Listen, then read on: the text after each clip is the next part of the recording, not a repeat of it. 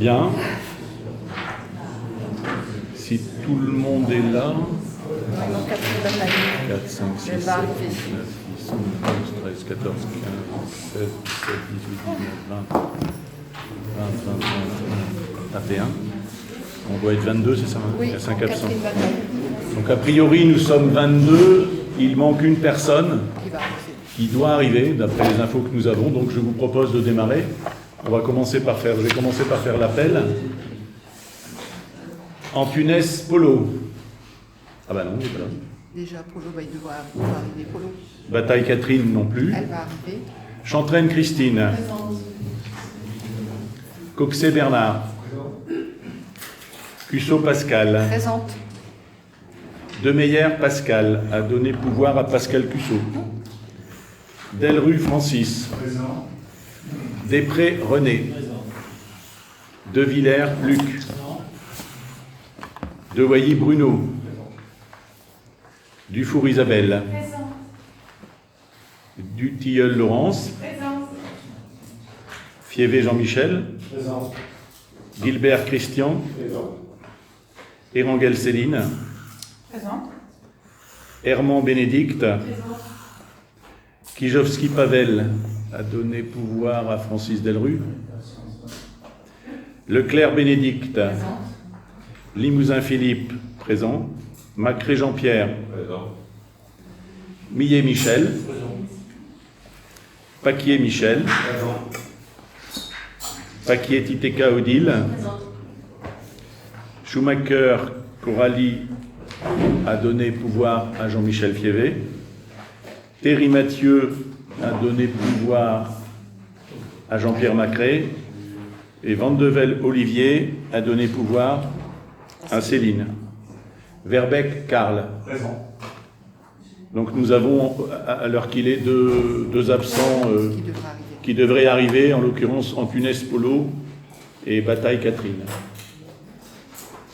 Je pense qu'on peut démarrer. Donc je vais désigner une secrétaire de séance. Je propose de désigner Pascal. Tout le monde est d'accord? Il n'y a pas d'objection? Et on va passer au point 1 de notre ordre du jour qui en comporte 20. Bonjour Polo.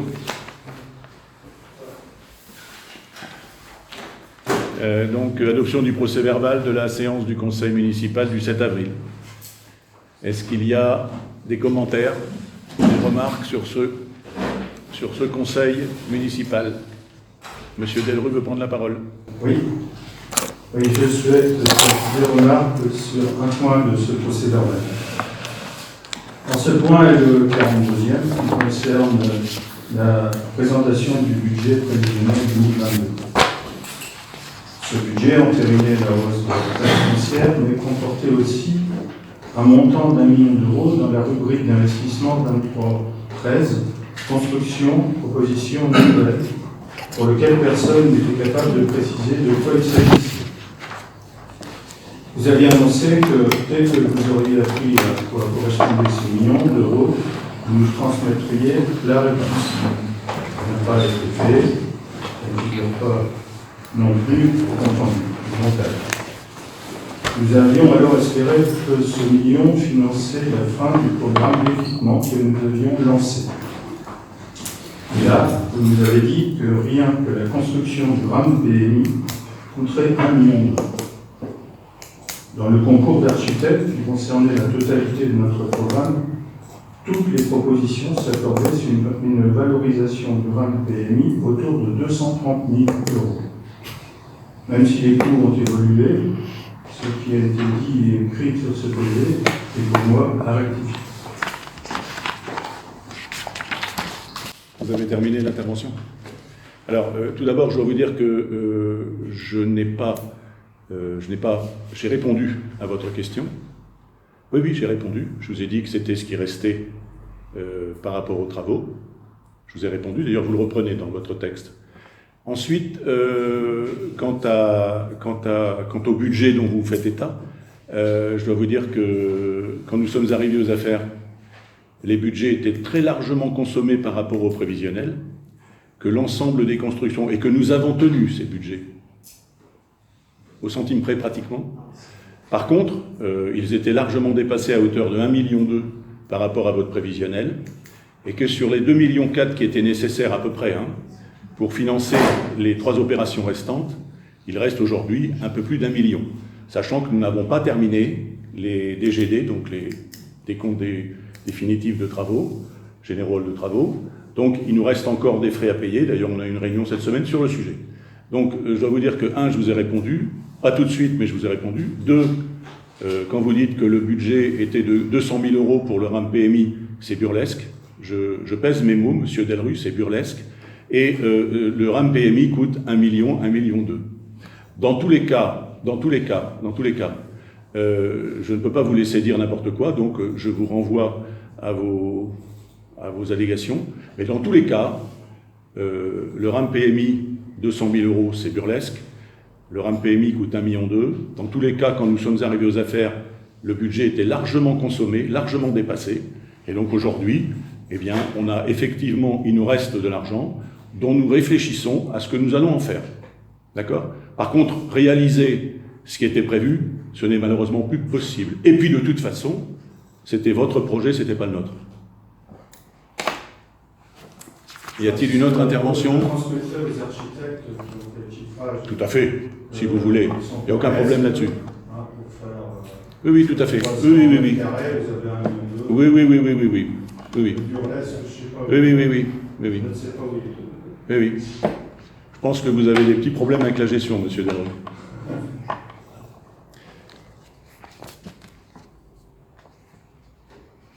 C'est terminé ? Il n'y a pas d'autre intervention ?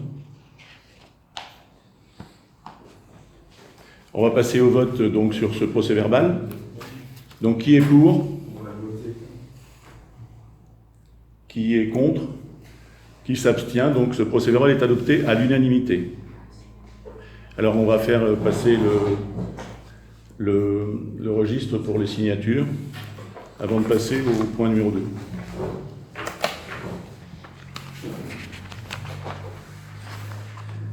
Bien. Alors, nous avons toute une série de points concernant la fonction publique. Donc le point 2 concerne la création d'un poste de rédacteur principal de première classe dans le cadre d'un avancement de grade. Donc je vais laisser la parole à Pascal. Parce que les points 2, 3, 4 et 5 poursuivent les mêmes objectifs, notamment la mise à jour du tableau des effectifs par des créations de postes, afin de permettre à 4 personnels de la mairie de bénéficier d'avancements de grade justifiés, puisque vous avez eu la possibilité d'en prendre connaissance, je vous propose de voter ces délibérations l'une après l'autre, sans forcément les relire précisément. Par exemple, point 2, création d'un poste de rédacteur principal de première classe dans le cadre d'un avancement de grade. Je vous propose, sauf si effectivement vous ne pouvez faire autrement, il est proposé au conseil municipal de créer un poste de rédacteur principal de première classe à temps complet, de mettre à jour le tableau des effectifs, de prévoir les crédits correspondant au budget. Si ça vous convient, on peut voter de cette façon-là ce premier point et procéder de la même façon pour les 3 points suivants, sachant que, comme je vous le disais tout à l'heure, ces créations de postes poursuivent les mêmes objectifs. Donc voilà. Oui, allez-y. On est OK sur la partie création dans le cadre d'un avancement. Oui. On n'est pas sur le point 5 qui est sur Pas pour le point 5. Non, c'est une création de poste. Création de poste, oui. Et pourquoi pas le point 5 ? C'est pas pour avancement. C'est pas... Ah oui, d'accord. Ben alors on va faire le 2, 3, 4 à ce moment-là et on fera pour le point 5 juste après. Donc je vais passer, si tu veux, procéder au vote pour le point 2. Pour le point 2, donc est-ce que est-ce qu'il y a des questions sur le point 2 ? En intervention. Donc qui est pour ? Attendez, possible de savoir qui est concerné ? Non. Il est hors de question de nommer qui que ce soit en fait dans un conseil municipal. Ça se pratiquait avant, mais ça ne se fait plus maintenant. Non, c'est juste pas possible. Donc sur le point 2, qui est pour ? Qui Qui est contre? Qui s'abstient? Donc adopté à l'unanimité. Je vous remercie. Donc concernant le point 3, création d'un poste d'adjoint technique principal de première classe dans le cadre d'un avancement de grade. Il est proposé au conseil municipal de créer un poste d'adjoint technique principal de première classe à temps non complet à raison de 131 heures mensuelles, soit 30 heures et 23 centièmes hebdomadaires, de mettre à jour le tableau des effectifs, de prévoir les crédits correspondant au budget. Sur ce point 3, y a-t-il une intervention? On peut passer au vote. Donc, qui est pour? Qui est contre? Qui s'abstient? Donc, adopté à l'unanimité. Je vous remercie. Point 4. Point 4. Création d'un poste d'adjoint d'animation principale de deuxième classe dans le cadre d'un avancement de grade. Il est proposé au conseil municipal de créer un poste d'adjoint d'animation principale de deuxième classe à temps complet, de mettre à jour le tableau des effectifs, de prévoir les crédits correspondant au budget. Sur ce point numéro 4, y a-t-il une intervention demandée? Nous allons donc pouvoir passer au vote. Qui est pour? Qui est contre? Qui s'abstient? Adopté à l'unanimité. Point 5. Point 5. Création d'un poste d'adjoint administratif.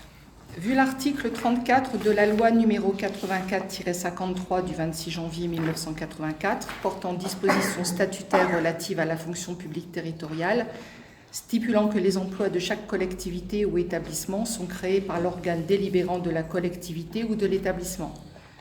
Vu l'arrêté du maire numéro RH 2021.028 daté du 10 février 2021 portant les lignes directrices de gestion pour la commune de Bézieux, vu le tableau des effectifs adopté par délibération numéro 2022-04.04.06 en date du 7 avril 2022, vu le budget adopté par délibération numéro 2022.04.41 en date du 7 avril 2022, vu les délibérations numéro 2017.06.05 et 2017.12.09 relatives au régime indemnitaire adoptés respectivement les 20 juin 2017 et 12 décembre 2017, considérant qu'il appartient au conseil municipal de déterminer l'effectif des emplois à temps complet et non complet nécessaires au fonctionnement des services, considérant que pour permettre le bon fonctionnement des services d'accueil et d'état civil, il y a lieu de créer un poste dans le cadre d'emploi des adjoints administratifs. Considérant que les besoins du service justifient cette création de poste, il est proposé au conseil municipal de créer un poste à temps plein dans le cadre d'emploi des adjoints administratifs, de mettre à jour le tableau des effectifs, de prévoir les budgets correspondants au budget, de prévoir les crédits correspondants au budget. Alors, qui souhaite intervenir? Pas d'intervention. Bien, donc nous allons procéder au vote. Qui est pour? Qui est contre? Qui s'abstient? Vous êtes pour ou vous êtes... Ah, je suis pour. Ah ouais, parce que j'ai vu... Non, excusez-moi. Bon, donc, je recommence. Qui est pour? Qui est contre? Qui s'abstient? D'accord. Ok, donc adopté par... je ne sais plus. Très bien. C'est enregistré. Oui. Le point numéro 6. Recrutement d'agents contractuels sur des emplois non permanents saisonniers pour les accueils de loisirs. Vu le Code général de la fonction publique, notamment son article L 332-23-2, vu le budget adopté par délibération numéro 2022.04.41 en date du 7 avril 2022, considérant qu'en prévision des différentes périodes de vacances scolaires, il est nécessaire de renforcer les services des accueils de loisirs pour permettre leur bon déroulement durant 12 semaines réparties sur l'année scolaire. Considérant qu'il peut être fait appel à du personnel recruté en qualité d'agent contractuel pour faire face à des besoins liés à un accroissement saisonnier d'activité, en application de l'article L 332-23-2 du Code précité. Considérant qu'au regard des besoins du service, il convient de prévoir le recrutement d'un maximum de 40 emplois à temps complet dans le cadre d'emploi des adjoints d'animation relevant de la catégorie hiérarchique C pour exercer les fonctions d'animateur du centre de loisirs, diplômés ou non diplômés. Il est proposé au conseil municipal d'autoriser Monsieur le maire à recruter des agents contractuels pour faire face à des besoins liés à un accroissement saisonnier d'activité pour une période de 6 mois maximum, pendant une même période de 12 mois en application de l'article L332-23-2 du Code précité. D'autoriser Monsieur le maire à déterminer les besoins concernés ainsi que les niveaux de recrutement et de rémunération des candidats selon la nature des fonctions et de leur profil. La rémunération sera limitée à l'indice terminal du grade de référence. De prévoir les crédits correspondants au budget. Y a-t-il une intervention souhaitée sur cette délibération numéro 6 ? Non. Donc nous allons procéder au vote. Qui est pour ? Qui est contre ? Qui s'abstient ? Adopté à l'unanimité. Je vous remercie.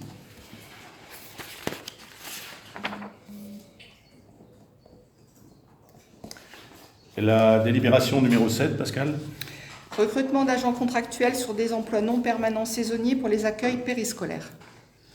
Vu le Code général de la fonction publique, notamment son article L.332-23-2, vu le budget adopté par délibération numéro 2022.04.41 en date du 7 avril 2022, considérant qu'en prévision de la prochaine année scolaire, il est nécessaire de renforcer les services d'accueil périscolaires, autrement dit mercredis récréatifs, cantines et garderies, pour permettre leur bon déroulement. Considérant qu'il peut être fait appel à du personnel recruté en qualité d'agent contractuel pour faire face à des besoins liés à un accroissement saisonnier d'activité, en application de l'article L332-23-2 du Code précité, considérant qu'au regard des besoins du service, il convient de prévoir le recrutement d'un maximum de 15 emplois à temps non complet à raison de 10 35e dans le cadre d'emploi des adjoints d'animation relevant de la catégorie hiérarchique C pour exercer des fonctions d'animateur des mercredis récréatifs. Considérant qu'au regard des besoins du service, il convient de prévoir le recrutement d'un maximum de 20 emplois à temps non complet à raison de 22 35e dans le cadre d'emploi des adjoints d'animation relevant de la catégorie hiérarchique C pour exercer les fonctions de surveillant de cantine et de garderie périscolaire. Il est proposé au conseil municipal d'autoriser Monsieur le maire à recruter des agents contractuels pour faire face à des besoins liés à un accroissement saisonnier d'activité pour une période de 6 mois maximum pendant une même période de 12 mois en application de l'article L332-23-2 du Code précité. D'autoriser Monsieur le maire à déterminer les besoins concernés ainsi que les niveaux de recrutement et de rémunération des candidats selon la nature des fonctions et de leur profil. La rémunération sera limitée à l'indice terminal du grade de référence. De prévoir les crédits correspondants au budget. Qui souhaite intervenir ? Non. Alors nous pouvons passer au vote. Qui est pour ? Qui s'abstient ? Qui est contre ? Qui s'abstient, donc adopté à l'unanimité. Le point numéro 8, Pascal. Vous avez sans aucun doute pris connaissance et lu attentivement ce point 8 concernant ce qu'on appelle le RIVZEP. Aussi, je vous propose juste un rappel concernant les grandes lignes de ce nouveau régime indemnitaire concernant le personnel municipal. D'abord, 2 éléments importants à souligner dans la forme avant d'attaquer le fond de ce sujet. En effet, la modification proposée du RIVZEP a été travaillée d'une part avec les organisations syndicales, d'autre part a recueilli l'avis favorable du comité technique en date du 10 juin 2022. La modification du RIVZEP.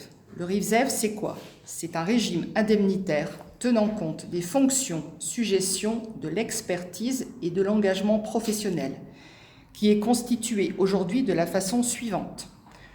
Une indemnité liée à une validation précise de critères professionnels et d'expérience professionnelle de l'agent, appelée également IFSE, soit une indemnité de fonction, de suggestion et d'expertise. Seconde partie de ce RIFZEP, c'est le complément annuel basé sur l'engagement professionnel de servir de l'agent, appelé aussi CIA, complément individuel d'appréciation.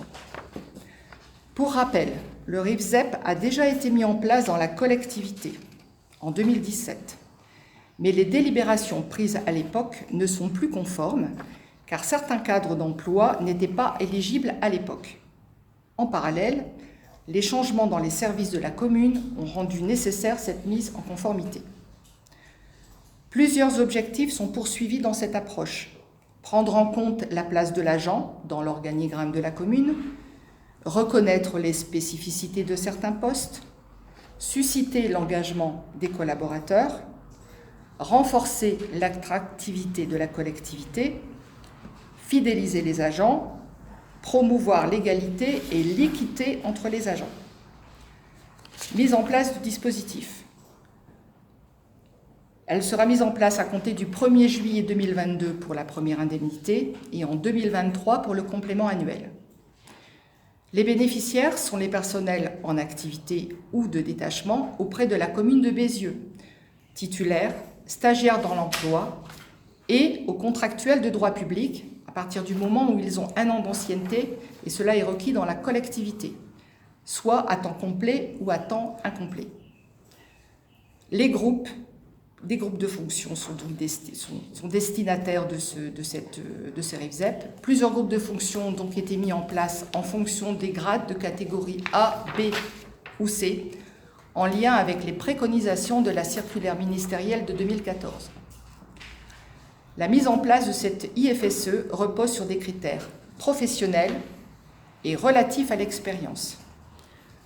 La périodicité de versement est prévue mensuellement et le montant sera proratisé en fonction du temps de travail. Des modalités de maintien ou de suppression de l'IFSE sont prévues également en fonction de la situation administrative des agents. Est prévu également le réexamen du montant de l'IFSE lors de changements de situation. Concernant la mise en place du CIA, complément individuel annuel, pour chaque agent, il sera déterminé en fonction de la procédure d'évaluation professionnelle. Le versement aura lieu le mois suivant la réalisation des entretiens professionnels et n'est pas reconductible automatiquement d'une année sur l'autre. Modalité de maintien ou de suppression du CIA, la situation administrative de l'agent est prise en compte pour l'attribution du CIA. À savoir que le RIFZEP, donc globalement, ne pourra pas se cumuler avec certaines indemnités et est en revanche cumulable avec d'autres, comme cela est détaillé dans la délibération. Il est donc proposé au Conseil municipal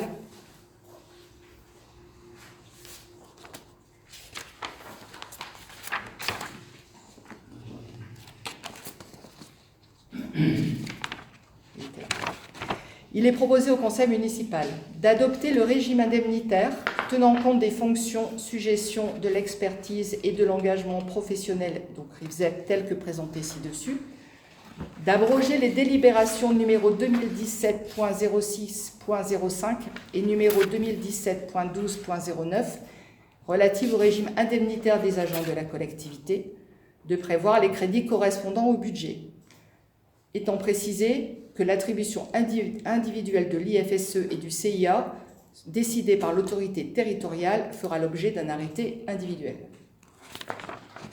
Y a-t-il des interventions sur ce sujet?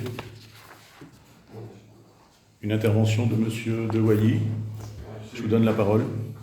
Juste une question, en fait, de savoir qui fixe les objectifs aux agents et qui les valide, enfin. Est-ce que c'est des élus ou est-ce que c'est...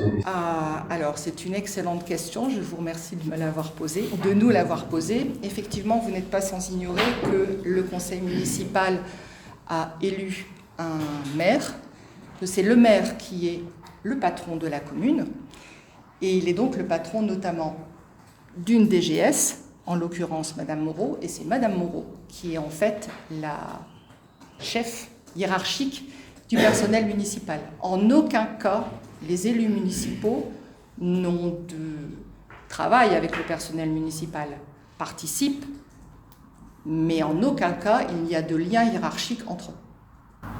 Donc, je me posais plus la question, est-ce que c'est le chef de service, est-ce que c'est... alors, c'est la DGS. À la limite, si ça ne la concerne plus, je vais peut-être lui passer la parole. Mais effectivement, la DGS, c'est elle qui fixe les objectifs au niveau des chefs de service. Et les chefs de service répercutent en fait au niveau des... Voilà. Tu veux ajouter quelque chose, Hélène ? Non, c'est ça exactement. Donc, je fixe les objectifs à l'ensemble des agents et notamment aux chefs de service qui eux-mêmes évaluent ensuite les agents qui sont sous leur responsabilité et fixent leurs propres objectifs en conformité avec ceux que je leur ai donnés. Voilà. Une autre intervention sur ce point? On va passer au vote. Qui est pour? Qui est contre? Qui s'abstient? Adopté à l'unanimité. Nous allons maintenant parler du point numéro 9, Pascal. Renouvellement de la convention avec la commune de Chéran pour l'accueil des enfants basiliens. C'est quelque chose qui revient régulièrement, au moins une fois par an. Si vous êtes d'accord, sachant que la convention a été vue en commission éducation jeunesse, je vous propose, sauf si vous avez des questions précises, de passer en fait à la proposition qui est donc faite au conseil municipal d'adopter la convention relative à l'accueil des enfants basiliens ainsi annexée, d'autoriser monsieur le maire à signer la dite convention, de prévoir les crédits correspondants au budget. Intervention. Nous allons passer au vote. Donc, qui est pour? Qui est contre? Qui s'abstient? Adopté à l'unanimité. Le point numéro 10. Pascal. Point 10, 11, 12 et 13. Oui. Sauf si souhait contraire des membres du conseil municipal, il est proposé pour les sujets suivants.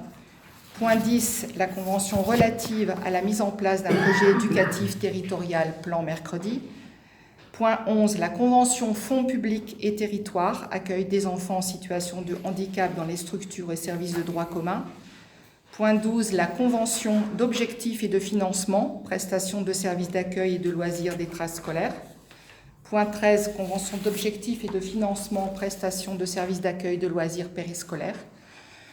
De lire pour chaque délibération juste ce qui est proposé au conseil municipal et de voter en conséquence, sachant qu'il s'agit de prolonger des conventions déjà existantes, que tous les documents ont été placés en annexe de cet ordre du jour, que les documents liés à ces conventions ont été imprimés et mis à disposition des membres présents lors de la commission éducation jeunesse réunie le 1er juin 2022, que ces mêmes documents, à ce moment-là, n'ont pas fait l'objet de commentaires particuliers.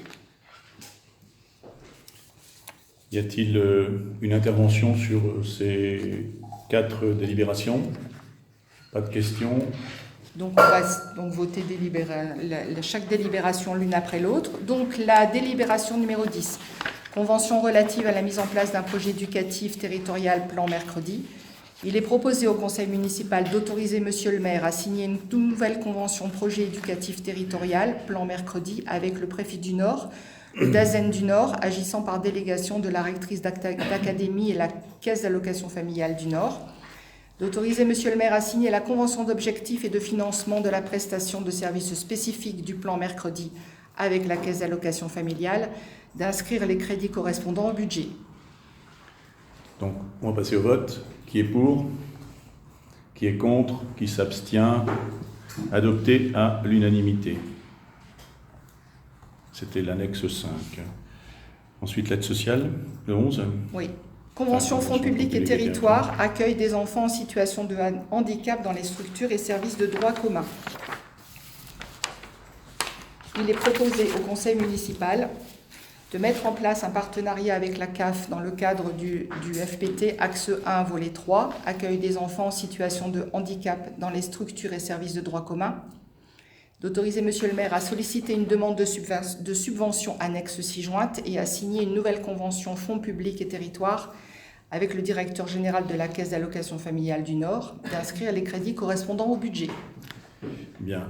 Donc, on va passer au vote, puisqu'on n'a pas de commentaires généraux sur ces 4. Donc, Qui est pour? Qui est contre? Qui s'abstient? Cette délibération est adoptée à l'unanimité. La délibération 12. Convention d'objectifs et de financement, prestation de services d'accueil de loisirs extrascolaires.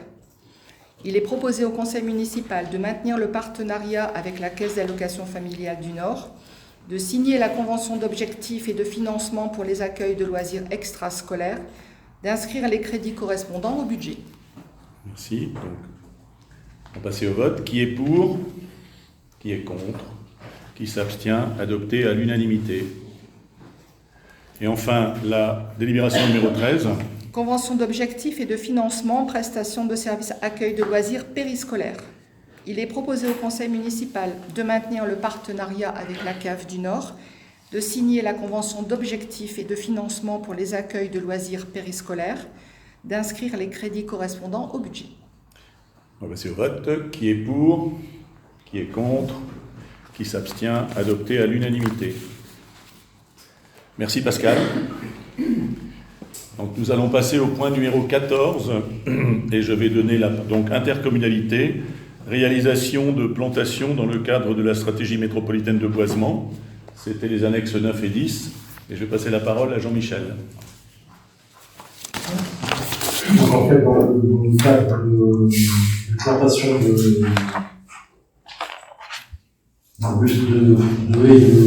d'arbres, nous continuons le projet de plantation qui avait été lancé il y a plusieurs années en collaboration avec la mairie. Et cette année, il a été retenu de planter, faire des plantations le long du chemin qui va de la rue de la Passigny, au chemin qui remonte vers la départementale qui va chez derrière chez un nouveau lotissement, je ne sais pas, chemin communal, mais c'est un chemin avait fait. Donc, dans la plantation, du chemin. Plus beaucoup de monde, si, on a encore. Si, on a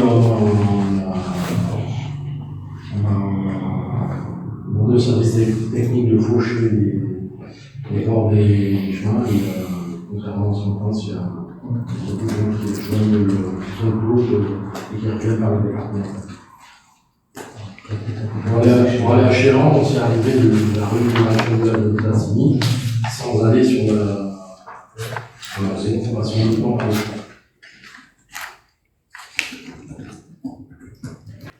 Donc il est proposé au conseil municipal d'adopter une nouvelle convention permettant la réalisation de plantations supplémentaires dans le cadre de la stratégie métropolitaine de boisement et de m'autoriser à signer la dite convention. Est-ce qu'il y a des observations, des questions sur ce sujet, sur cette délibération numéro 14 ? Point. Donc nous allons proposer au vote. Qui est pour ? Qui est contre? Qui s'abstient? Adopté à l'unanimité. La délibération numéro 15 concerne les finances locales, autorisation de signature d'une convention d'attribution fonds de concours, transition énergétique. Et là, je passe la parole à Karl. Et donc, il s'agit d'un changement de chaudière sur la mairie pour lesquelles donc, il y a une demande de subvention au titre du fonds de concours transition énergétique et bas carbone qui avait été formulée en décision du maire le 21 juin 2021. Considérant l'accord formulé par la maire pour l'octroi de cette subvention à la commune de Bézieux par le biais de la convention, on propose au conseil municipal d'autoriser M. le maire à signer la convention d'attribution 6 juin annexée, d'inscrire les crédits correspondants au budget. Alors vous avez le détail des montants et des opérations dans l'annexe 11, donc il s'agissait du remplacement de chaudière de la mairie. Le montant du projet et des sommes de l'assiette éligible était de 8 549 € hors taxe et donc le fonds de concours attribué par la maire est de 3 383,60 €. Voilà pour le détail des montants. Donc y a-t-il une question sur ce point ou une intervention?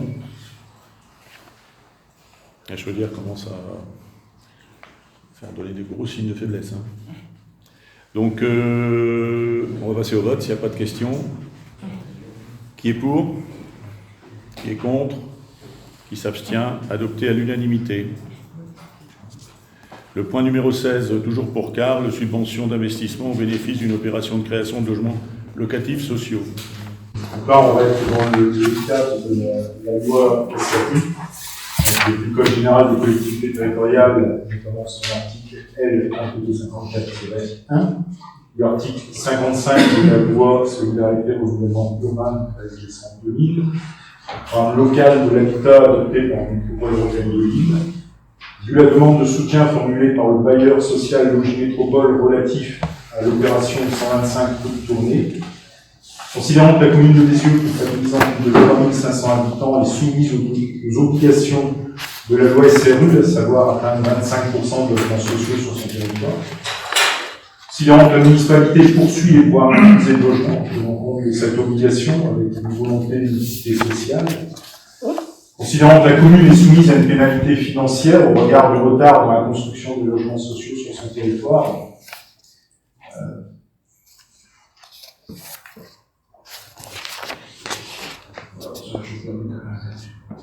considérant le projet de Logis Métropole 125 rue de Tournai visant à la construction de 8 logements sociaux, considérant la nécessité pour le bailleur social d'équilibrer le budget d'opérations immobilières, la commune de Bézieux souhaite pouvoir attribuer un soutien financier sous la forme d'une subvention foncière d'équilibre à hauteur de 52 000 € répartis en 2 versements de 26 000 € en 2022 et 26 000 € en 2023 au bénéfice du bailleur Logis Métropole. Considérant que ce soutien financier permettra de favoriser la mise en œuvre d'une opération de construction de logements locatifs sociaux supplémentaires sur le territoire et corollairement d'atténuer le poids des pénalités SRU futures que subira la commune au titre de l'article 55 de la loi SRU du 13 décembre 2000, du fait d'une insuffisance de logements sociaux sur la commune. Considérant qu'en contrepartie, le bailleur, lui, s'engage à la construction de logements sociaux, réduisant ainsi le nombre de logements sociaux manquant sur la commune. Donc, il est proposé au conseil municipal d'attribuer une subvention d'un montant de 52 000 €, dont 26 000 € en 2022 et 26 000 € en 2023 à Logis Métropole pour l'opération de construction de logements locatifs sociaux. D'autoriser Monsieur le maire à signer tous les documents nécessaires à l'exécution de la présente délibération et de prévoir les crédits correspondant au budget. Y a-t-il une intervention sur ce point? Je donne la parole à Monsieur Delru. Nous sommes bien sûr favorables à soutenir la société Logis Métropole pour la construction à la douane des 8 logements locatifs sociaux. Même si nous ne trouvons pas cet emplacement des meilleurs pour ce type de logement. Nous voterons donc cette subvention. Nous voulons cependant fortement nuancer le corollaire que vous mettez dans la présentation, à savoir ce programme ne va pas atténuer la pénalité SRU, elle va limiter son augmentation. Je m'explique. Et si le logement locatif récupéré, on est 6 sur 8, on va expliquer si vous voulez, ne font que partiellement compenser le nombre de logements locatifs sociaux qu'exige la loi SRU par rapport aux constructions individuelles nouvelles qui se réalisent sur la commune. Pour chiffrer cette compensation, j'ai inventorié des maisons qui viennent d'être terminées, sont en cours ou donnent lieu à un projet dans le délai de ce dossier. Le résultat est qu'en ajoutant les logements créés dans les fermes Fiévé, Éculaire, Longeville, aux logements individuels répartis dans toutes les rues de la commune, on obtient plus de 32 habitations. La loi SRU exige 8 logements LLS. Nous n'en avons que 6. Votre méthode de calcul, il y a 32 logements non LCLS plus les 8, ça fait 40 nouveaux logements. La loi demande 10 logements locatifs, nous n'en compterons que 8. Notre nombre va donc augmenter de 2. Et si aucun grand programme n'est réalisé prochainement, notre pénalité sera encore plus grande. C'est le difficile raisonnement arithmétique de la loi SRU que beaucoup de monde découvre. Dernière remarque, nous sommes surpris que l'attribution de cette subvention, non prévue au budget primitif, n'entraîne pas une décision modificative budgétaire. cet investissement était prévu, enfin cette cotation était prévue au budget primitif, me semble-t-il. Non, Pardon ? En DM.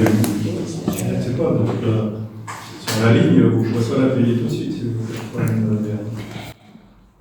Alors moi je vais répondre à ce que vous m'avez dit là, ce que nous avez dit.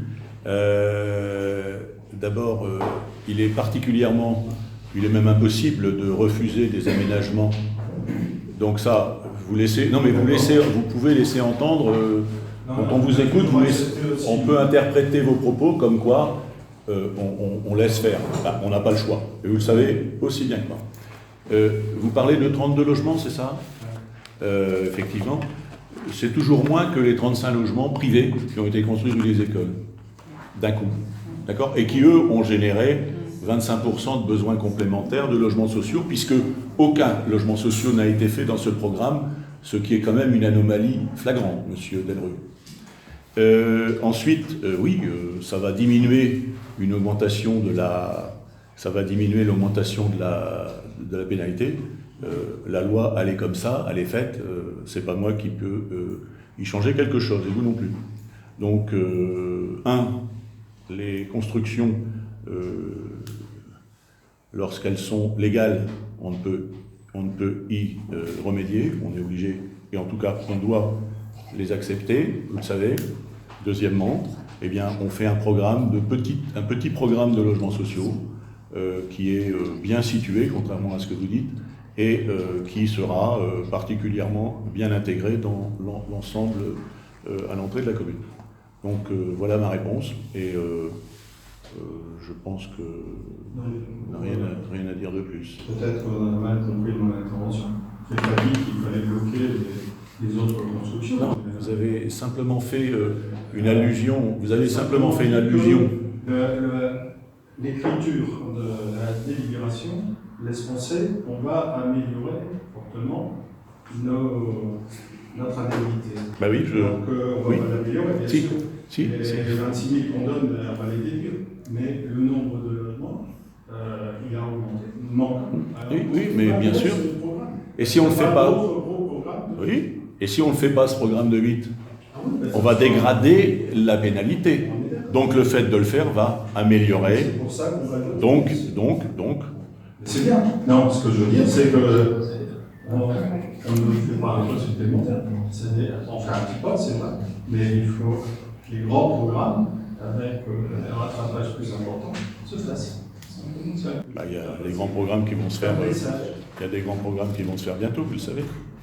Donc, vous avez terminé sur votre intervention. Vous n'avez rien de plus à nous dire. Donc, on va passer au vote. Donc, sur cette délibération numéro 16, qui est pour, qui est contre, qui s'abstient, adopté à l'unanimité.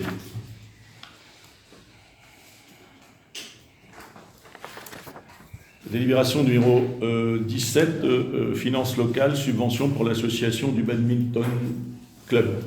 Je te laisse la parole. Oui, c'est Céline. C'est Céline qui prend la parole. Lors de la dernière commission Action culturelle, association sportive, culturelle, fêtes et cérémonies, qui s'est réunie le 8 juin 2022, nous avons eu l'occasion d'étudier plusieurs sujets, dont une demande de subvention qui émanait du badminton club de Bézieux. Après vérification, elle était arrivée en temps et en heure à la mairie, mais elle s'était perdue dans les méandres des adresses mail. Voici ce que nous vous proposons. Considérant que l'association Badminton Club de Bézieux a pour objectif de développer la pratique du badminton à différents niveaux, qu'elle organise régulièrement des tournois et participe à de nombreuses compétitions, considérant l'intérêt local de cette association, notamment en lien avec les interventions dans les écoles, considérant la subvention sollicitée en 2022 par l'association Badminton Club de Bézieux d'un montant de 2 500 € pour frais de fonctionnement, il est proposé, après étude au conseil municipal, d'accorder la subvention de 1 500 € en frais de fonctionnement et de prévoir les crédits correspondants au budget. Y a-t-il une intervention souhaitée sur ce sujet ? S'il n'y a pas d'intervention, nous allons passer au vote. Qui est pour ? Qui est contre ? Qui s'abstient? Adopté à l'unanimité. Il nous reste 3 délibérations. Alors, les deux suivantes, la 18 et la 19, sont des délibérations de domaine et patrimoine qui concernent des cessions à titre gratuit de parcelles au profit de la métropole européenne de Lille. L'une, alors vous avez pris connaissance des annexes, l'une est allée du Houblon, l'autre est rue de la Malterie. C'est les annexes 12, 13 et 14. Je vous propose de synthétiser, de schématiser le propos. Les cessions à titre gratuit se font suite à des travaux de mise en conformité de voiries, nous exonérant de l'entretien, car elles sont, sur la proposition qui est là, incorporées au domaine public. Donc, des travaux ont été faits à l'allée du Houblon, des travaux ont été faits rue de la Malterie, qui permettent à la MEL et nous permettent d'en faire une cession à titre gratuit, ce qui est un intérêt pour nous, puisque ça va devenir du domaine public. Donc, je ne reprends pas tout le détail, hein, vous l'avez eu. Je pense que ce n'est pas la peine de le reprendre. Donc, simplement pour la délibération numéro 18, il est proposé au conseil municipal d'autoriser la cession à titre gratuit au profit de la MEL des parcelles annexées, donc rue de Tournai et place du Général de Gaulle, elles sont toutes là, et d'autoriser monsieur le maire à signer tous les actes permettant de mettre en œuvre cette cession. Les documents modificatifs du parcellaire cadastral seront transmis à la commune. Est-ce qu'il y a une intervention souhaitée ou demandée sur cette délibération numéro 18 ? Pas de questions. Donc, nous allons procéder au vote. Qui est pour ? Qui est contre ? Adopté, qui s'abstient, personne, adopté à l'unanimité. La numéro 19, c'est exactement le même esprit, sauf que ça concerne la rue de la Malterie, pour des emprises respectives de 308 et 32 mètres carrés. Il est donc procédé au conseil municipal d'autoriser la cession à titre gratuit au profit de la MEL des parcelles ci-jointes qui étaient annexées en annexes 13 et 14, et d'autoriser monsieur le maire à signer tous les actes permettant de mettre en œuvre cette cession. Les documents modificatifs du parcellaire cadastral seront transmis à la commune. Y a-t-il une question sur cette cession à titre gratuit des parcelles de la rue de la Malterie ? Pas de question. Donc nous allons passer au vote. Qui est pour ? Qui est contre ? Qui s'abstient ? Adopté à l'unanimité. Et nous terminons par une délibération numéro 20, c'est dans le même esprit, mais enfin non, pas tout à fait, c'est domaine et patrimoine, c'est la rubrique domaine et patrimoine, mais c'est la réalisation de travaux suite à l'acquisition de l'emprise devant le 79 rue Louis Desfontaines, donc vous avez eu l'annexe 15, il s'agit de travaux en fait qui vont, le compteur, nous allons donc procéder à la démolition du garage du 79 rue Desfontaines.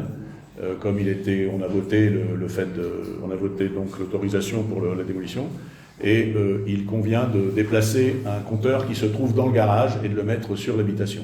Donc il s'agit de cette délibération. Considérant que le monsieur le maire a été autorisé afin de sécuriser l'accès principal du lotissement ICAD à procéder à l'acquisition d'une emprise foncière située en frontarue, le coût d'acquisition a été fixé à la somme de 150 € le mètre carré pour une surface de 42 mètres carrés. Ça, on l'a déjà voté. Considérant qu'il convient désormais de permettre de déplacer le compteur gaz avant que le garage sur lequel est fixée cette installation ne soit démoli, bien évidemment.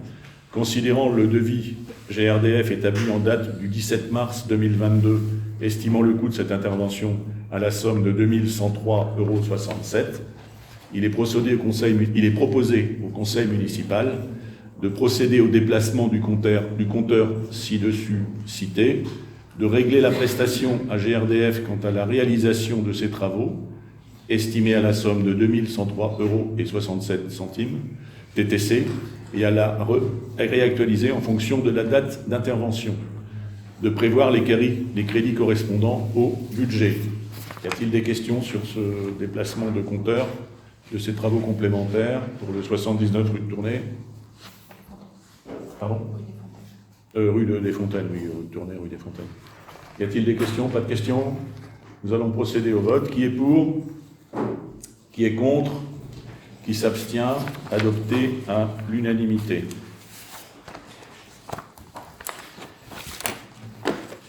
Bien. Notre conseil municipal se termine, mais j'ai une intervention préalable. J'ai reçu une question orale de la part de Bénédicte Leclerc, au nom de nombre de membres de la majorité. Conformément au règlement intérieur du Conseil, je demande à Bénédicte de bien vouloir nous lire cette question, et je distribuerai la parole pour une réponse courte, puisque cette question doit être traitée dans le temps imparti de 15 minutes. Je te passe la parole, Bénédicte. Monsieur le maire, suite à la distribution de tracts des membres de l'opposition aux citoyens de la commune, un grand nombre des élus de la majorité souhaiteraient connaître les motifs de chacun d'entre eux, leur permettant d'affirmer et d'écrire à 2 reprises, nous citons, la majorité a voté un budget sans savoir ce qu'il contenait. Ils, entre parenthèses, les conseillers majoritaires, ne savaient rien, ils ont tous voté. Nous vous remercions, monsieur le maire, de bien vouloir distribuer la parole à chacun d'entre eux. Très bien, donc la question est très claire. Donc je vais donner la parole à Isabelle Dufaux pour commencer. Non, je suis le porte-parole du groupe. Donc, Non, monsieur Delru. Monsieur Delru. Je distribue la parole. Et je distribue la parole à chacun des membres de l'opposition. Je commence par Madame Isabelle Dufour. Vous prenez le cours, bien sûr. Ici, c'est notre représentant. Je crois qu'il est à même de vous répondre. Tout comme vous, des tracts qui ont été distribués à une époque aux Brésiliens. Nous avons décidé aussi, par trimestre, comme vous l'avez vu, de donner une projection, de donner nos idées à tous ces Brésiliens. Il est vrai que, automatiquement, des prises de position sont différentes des vôtres, mais nous tenons par ce tract à dire aux Brésiliens ce qui se passe au sein de la commune. C'est votre réponse? C'est ma réponse. Je vous remercie. Monsieur Coxet? Écoutez, sur ce genre de... Je n'ai pas grand-chose à dire. Sur l'explication, moi, il y a eu des tracts qui ont été distribués. Et si vous n'êtes pas d'accord, vous pouvez le justifier, mais moi, je n'ai pas à dire si je suis d'accord ou pas, en fait. C'est ça que vous voulez savoir, si je suis d'accord sur... Alors le coup... Attention. Je pense qu'il faut répéter la question. On peut répéter la question? Parce que là, pour ça, demandez à aux membres ce qu'ils veulent savoir. Ah non, ouais, C'est bien vous qui parlez. Attendez, reprécise la question. On va répéter la question. Non, Oui, c'est mais... pas Si. Monsieur Delru, vous voulez bien laisser le débat, ce ne sera pas le débat, mais la question se poser et les réponses se faire. Monsieur Delru, peur avec notre acte et du coup... Monsieur Delru, on a peur on a absolument pas peur. Bon, on va répéter la question à nouveau parce que j'ai le sentiment que cela vous froisse. Mais ce n'est pas le problème. Donc on répète la question à nouveau parce qu'on voudrait une réponse. Bénédicte, si tu veux bien répéter la question. Suite à la distribution de tracts des membres de l'opposition aux citoyens de la commune, un grand nombre des élus de la majorité souhaiteraient connaître les motifs de chacun d'entre eux, leur permettant d'affirmer, qu'on soit d'accord ou pas d'accord avec la tract, mais d'affirmer, d'écrire à 2 reprises, nous citons, la majorité a voté un budget sans savoir ce qu'il contenait.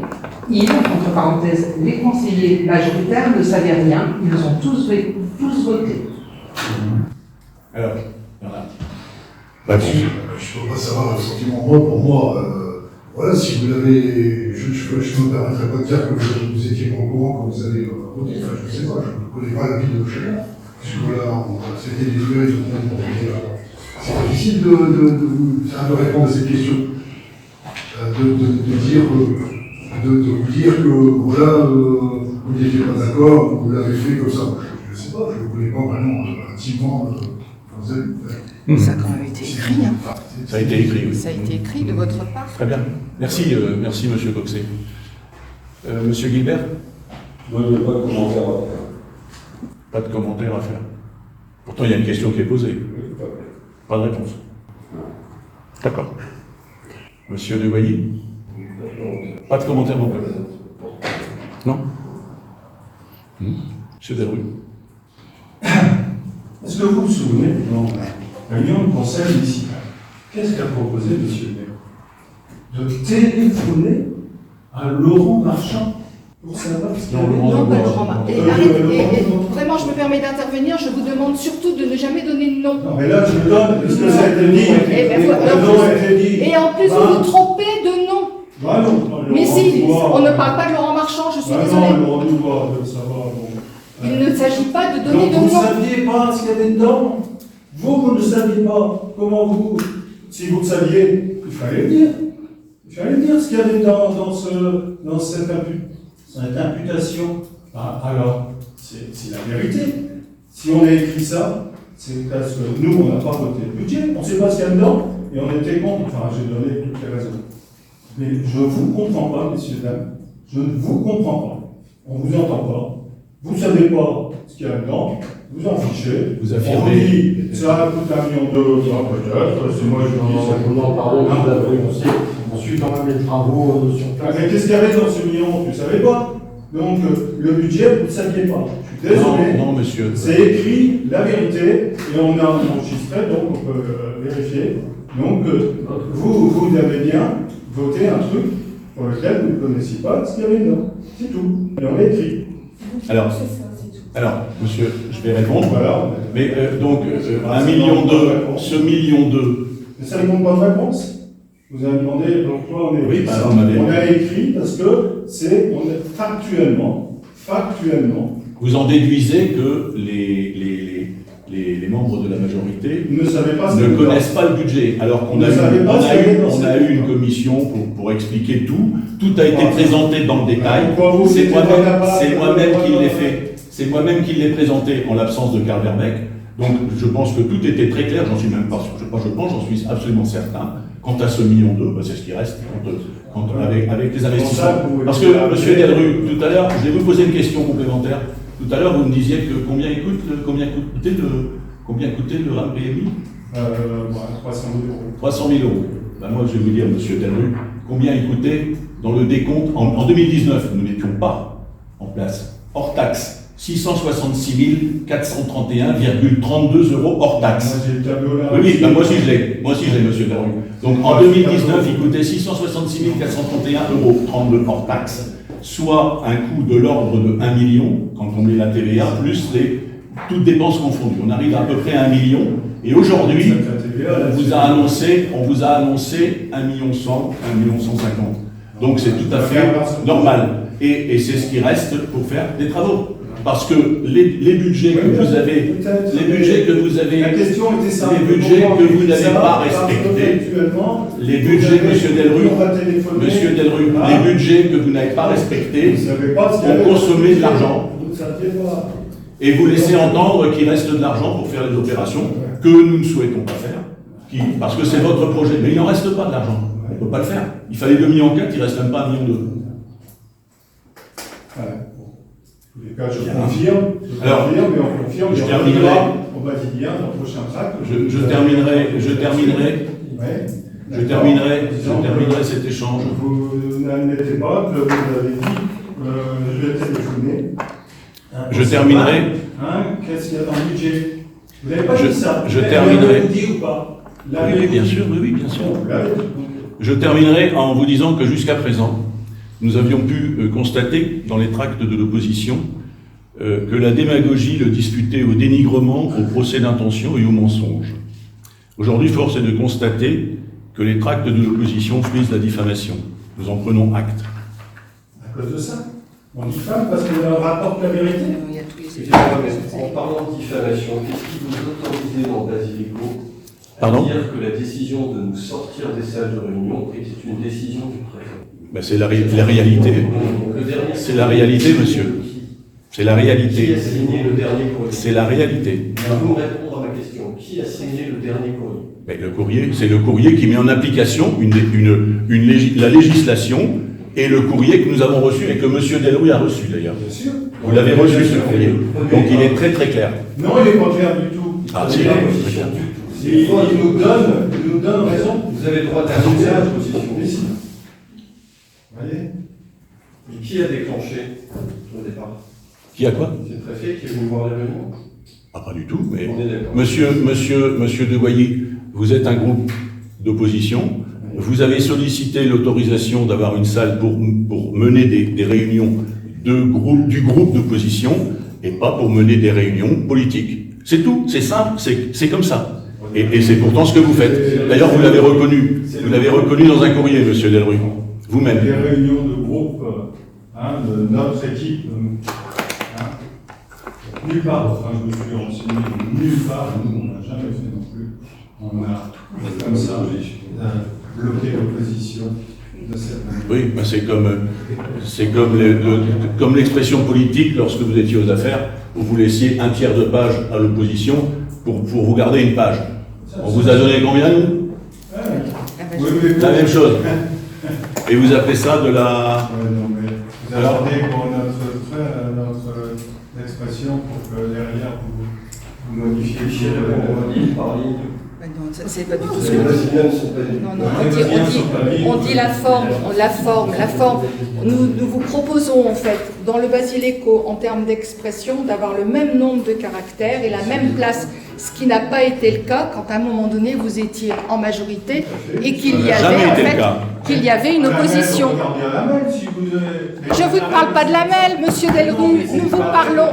On parle de Bézieux quand vous étiez aux affaires. On parle de Bézieux. 2008-2014, qu'est-ce que vous avez attribué exactement à l'opposition en termes de place dans le Basileco? Un tiers. Mais non, c'est pas... Ben alors à ce moment-là, vous êtes 6, nous sommes 21. À ce moment-là, on peut faire une proportion. Nous avons été dans l'équité, nous vous avons proposé la même chose.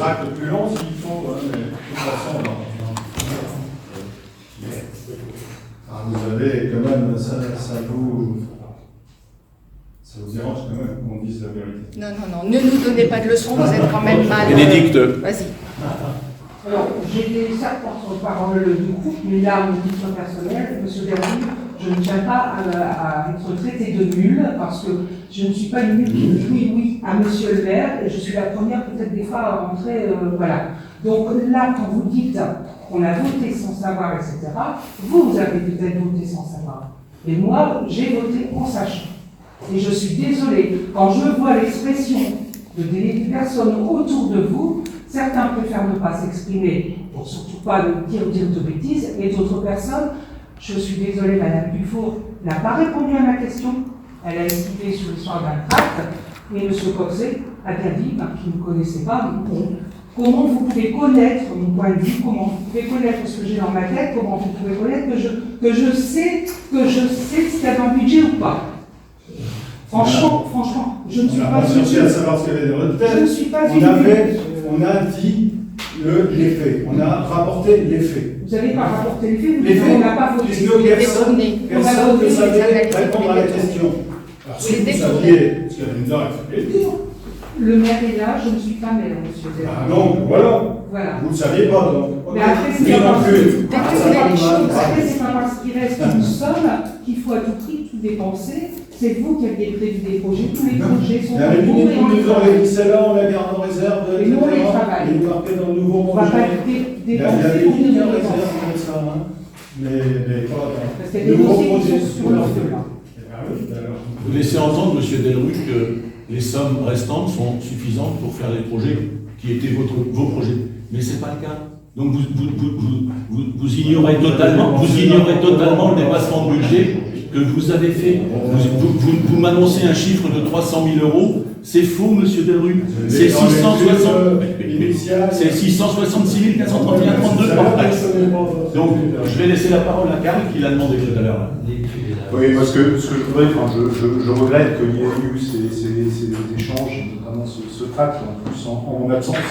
puisque le budget est de ma responsabilité. C'est vrai que j'aurais dû le présenter, malheureusement, un problème de santé m'en a empêché.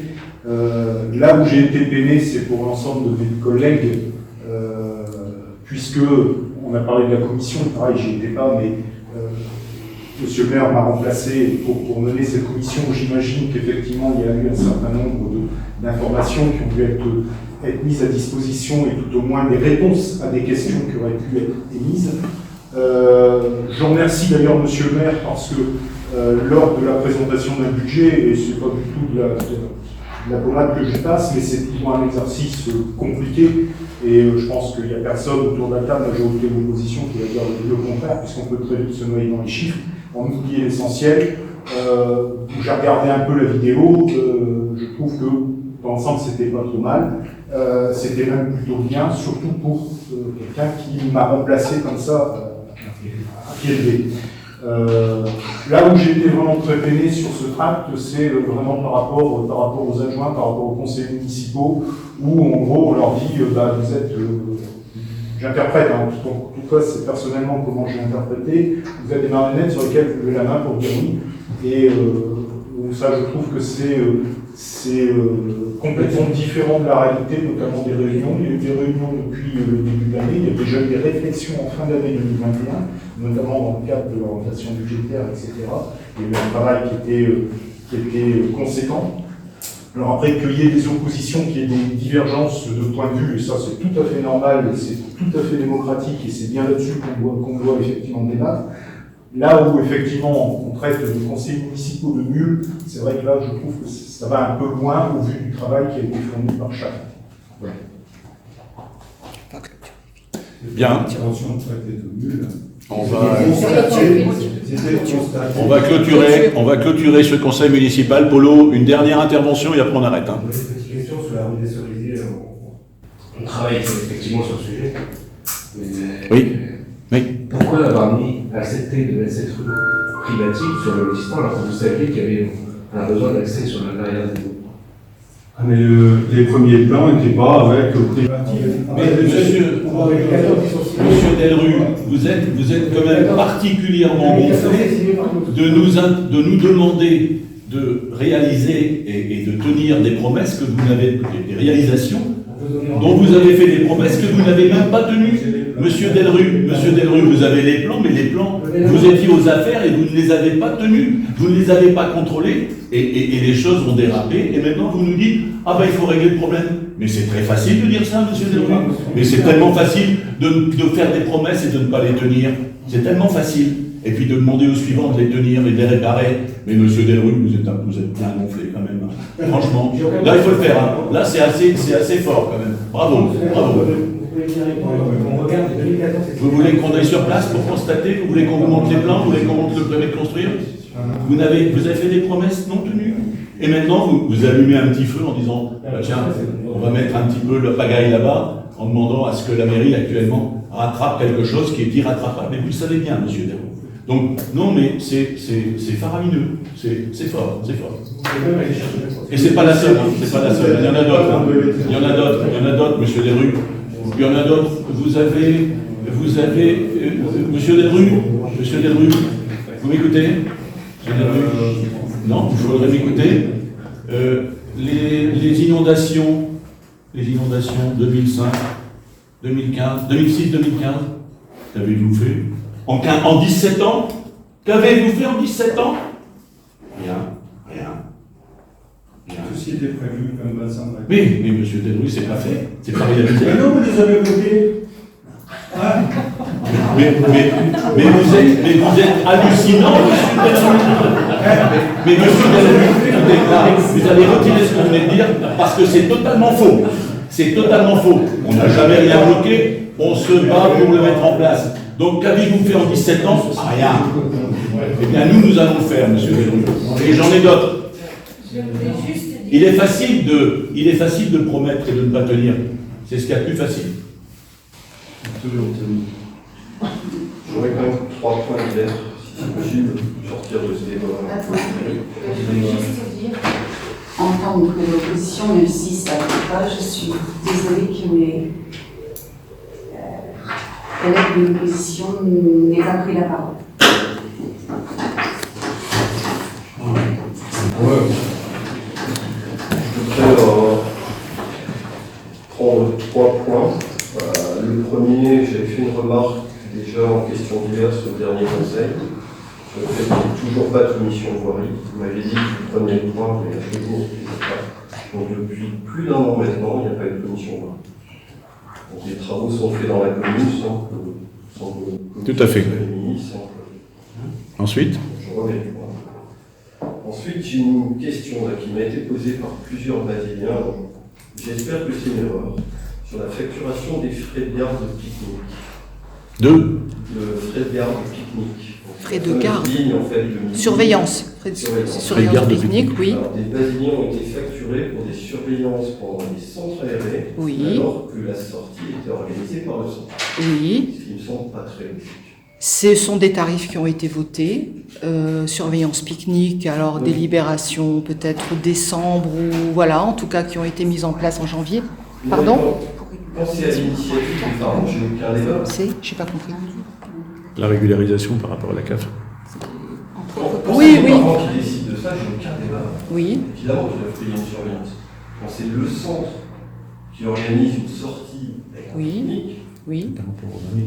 C'est un choix. Oui, c'est un choix comme le choix. Les parents ne plus mettre les enfants dans les sorties. Comme le choix a été fait à une époque de faire des semaines de centre, de faire payer des forfaits de semaine. Donc effectivement, à l'intérieur de cette semaine, il y a une journée. Voilà, mais ça, c'était fait de la précédente majorité. Donc ça, c'est quelque chose qu'on est en train de modifier en fait progressivement.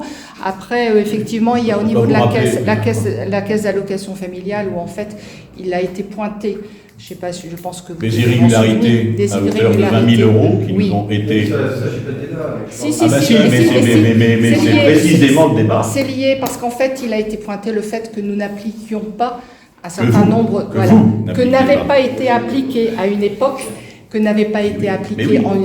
et je tiens à préciser d'ailleurs, n'avait pas été appliqué à une époque en 2019 et 2020, un certain nombre de critères qui nous avaient en fait du coup pénalisé dans le sens où nous avons eu un contrôle CAF et qui nous a en fait pointé un certain nombre de dysfonctionnements. 20 000 €. Ce qui fait que nous avons dû effectivement rembourser 20 000 €.